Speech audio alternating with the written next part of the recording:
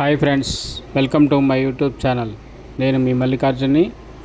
ఈరోజు అందరికీ హనుమాన్ జయంతి శుభాకాంక్షలు తెలియజేస్తూ ఈరోజు మా colony Mangapuram colony Moula Ali housing board నందు జరిగిన హనుమాన్ జయంతి పూజా కార్యక్రమాలు మరియు శోభాయాత్ర గురించి ఈ వీడియోలో తెలియజేస్తాను.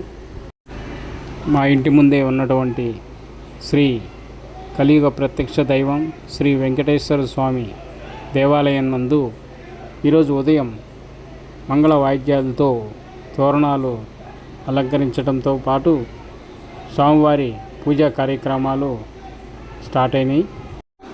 ఉదయం 6 గంటలకి స్వామివారి హోమ కార్యక్రమాలు నిర్వహించడం జరిగింది. అలాగే ఆ హోమ కార్యక్రమం అనంతరం స్వామివారి పూర్ణావతి కార్యక్రమం కంప్లీట్ అయింది.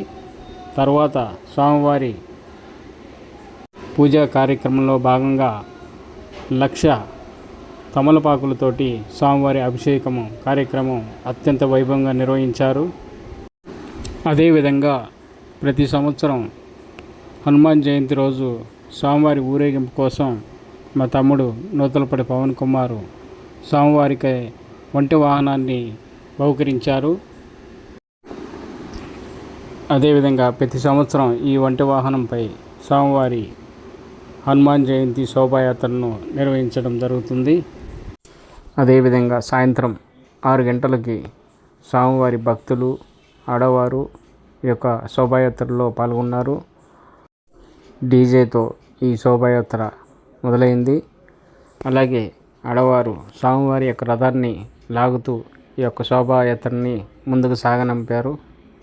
శోభాయాత్ర స్వామివారి గుడి దగ్గర నుంచి మంగాపురం కాలనీ, కృష్ణానగర్ కాలనీ, వెంకటేశ్వర నగర్ కాలనీగా ఈ యొక్క శోభాయాత్ర అత్యంత వైభవంగా కొనసాగింది. ఈ వీడియో నచ్చినట్టయితే కామెంట్ బాక్స్లో జై శ్రీరామ్ అని పెట్టండి. అలాగే మీ ఊర్లో కానీ మీ కాలనీలో కానీ ఈ యొక్క శోభాయాత్ర అనేది ఖచ్చితంగా జరుగుద్ది.